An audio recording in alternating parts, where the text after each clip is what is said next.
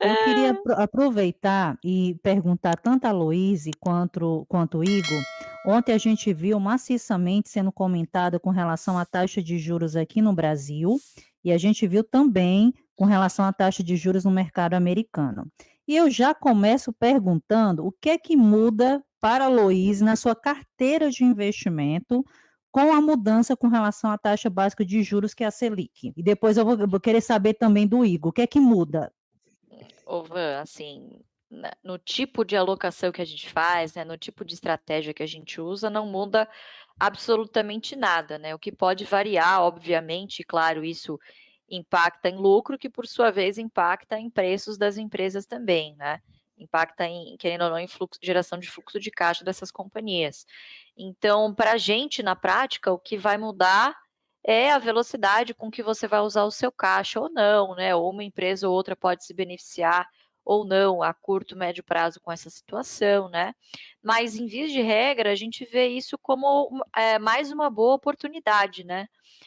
Assim, como economista eu me sinto no dever de comentar, né, assim, a gente sabe que nós economistas mais erramos do que acertamos, né, mas eu acho que não digo unanimidade, mas muitos outros economistas, assim, muito mais competentes do que eu, né, eu sou economista, enfim, mas não exerço a profissão, né, também discordaram dessa alta de taxa de juros, né, acho que foi muito mais uma coisa de manutenção da reputação do Banco Central e, de fato, uma necessidade, né.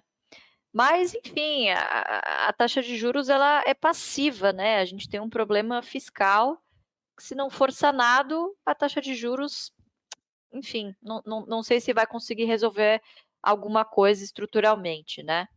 Mas como não é a gente que decide, que tem a caneta na mão, viu, Van, eu Uhum. acho que o que impacta principalmente é a sua decisão tem que ser impactada pelas suas emoções, que é o que você consegue controlar, e o preço que você paga seus ativos, né. Agora, a gente tem uma situação que é o juros está caindo lá fora, né. Pode ser que venha algum fluxo lá de fora para cá, né, a gente tem aí aumentou ainda essa diferença de taxa real, então eu acho que fica cada vez mais atrativo, né.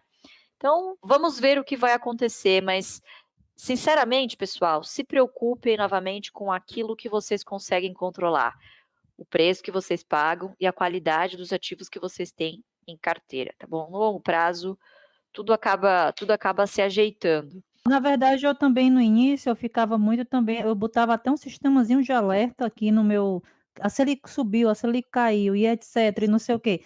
Na verdade, se você observar, eu não sei se pode discordar que é a questão, mas assim, por exemplo, quando lá na época da pandemia em 2020, a taxa básica de juros estava em torno de 2% no ano, exemplo. A renda fixa sempre cumpriu, digamos, a sua função, que era: ninguém vai colocar reserva de emergência lá na bolsa de valores. Ela tinha a sua função.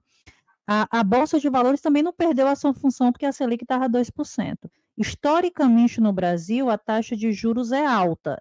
Então, de lá para cá, a gente já viu troca de governo, mudou, a Selic caiu, subiu e a bolsa continuou ali. Então, na verdade, hoje, se você olhar, eu estava até comentando nos bastidores, grande parte dos jornais e tudo fala: renda fixa ganhou atratividade, bolsa de valores perde atratividade, né? Grande parte das pessoas vão atrás, principalmente dessa taxa de juros mais alta. Aí eu faço a pergunta justamente para os dois, olhando mais para a Loísa, que é aquela questão lá da perda fixa, tão comentada lá pelo BAS. Como é que a Loísa vê a questão da renda fixa e do papel da Bolsa de Valores? Porque, por exemplo, Lu, que é que o pessoal fala muito, por que que eu vou investir lá na Bolsa se eu já estou ganhando aqui 10%, não sei quanto, na renda fixa? Qual é a diferença Uhum. da renda fixa para a renda passiva, por exemplo? Acho que é muito comum as pessoas caírem nesse erro, né, Vã, de comparar banana com maçã, né, ficar comparando Selic com rentabilidade em dividendos, com retorno total em ações, né. São tipos de investimentos diferentes para objetivos diferentes. Logicamente que nós temos também alguma parte do nosso portfólio em renda fixa, mas para aquilo que ela se determina a fazer, não tem muita opção além disso, que é você pelo menos manter alguma coisa do seu poder de compra, seja para uma emergência ou seja para uma reserva de oportunidade, mas invariavelmente, geralmente, esses recursos acabam indo para a bolsa mais cedo ou mais tarde, a depender, de novo, como o próprio nome sugere, das oportunidades que a bolsa vai nos dando, né? Então, para dar um pouquinho mais de cor para vocês, né? Claro que a gente não consegue generalizar, mas taxa de juros alta geralmente é ruim, muito maléfica para empresas que dependam, obviamente, né? Tenham bastante correlação com a atividade do país, né? Com a atividade doméstica, com PIB, com disponibilidade de renda. E principalmente empresas que estejam numa situação mais alavancada, ou seja, com uma dívida um pouquinho mais alta. Porque aí, obviamente, parte dos seus recursos vão ser drenados também para o serviço de dívida, né, e coisas do tipo. Então, não é um cenário muito bom para empresas que estão em fase de investimento, né? E aí, por exemplo, a gente pode citar, e acho que pode ser parte da justificativa, né? Difícil a gente conseguir justificar esses movimentos de curtíssimo prazo na bolsa, mas pode justificar alguma coisa dessa queda, por exemplo, de algumas elétricas, né? Várias aí em processo de investimento ou passando por alguma fase de aquisição, né? Então, crescimento orgânico e inorgânico, e claro que aí acaba não sendo um momento muito positivo. Mas via de regra, não muda nada para a gente aqui em termos de vou para uma estratégia ou vou para outra. Também vejo muita gente, não, agora é hora da renda fixa, depois é a hora da bolsa. Você Uhum. tem que pensar no seu patrimônio como uma grande caixa, e aí você vai dividindo em várias caixinhas lá dentro. Caixinha do curto, do médio e do longo prazo.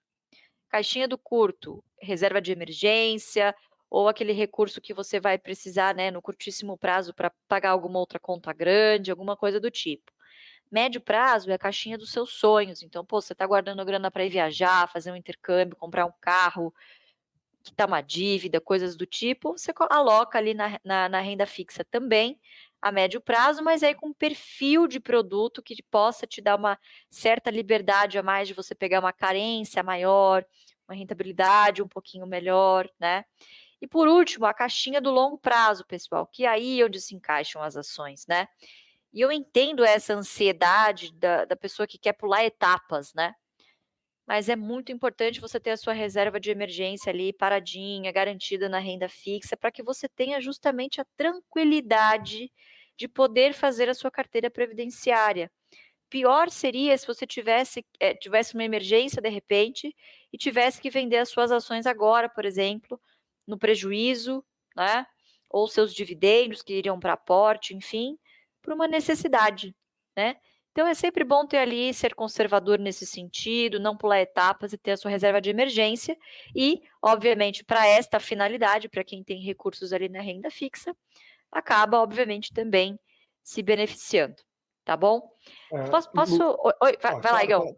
Não, Não, não, assim, pode ir vou lá, pode ir lá. complementar aqui um ponto importante também que eu vejo o pessoal sempre comparando renda fixa com ação, que eu acho que passa às vezes um pouquinho despercebido, né? Quando você analisa talvez como uma TIR, né, uma taxa interna de retorno do processo ali, Uhum. se você compra hoje uma ação, sei lá, a gente tem aí Taesa com um DPA de 11%, Vale de 10%. Quando você compra isso, essa ação provavelmente vai dar alguma alta ou puxar o preço até fazer esse pagamento de dividendo, que na época pode estar por volta dos 6, 5%. Então não é só o seu yield on cost que melhora, você tem um retorno do ganho da valorização mais o pagamento do dividendo. Isso a gente já tem só no dividendo aqui, basicamente, um retorno igual a Selic.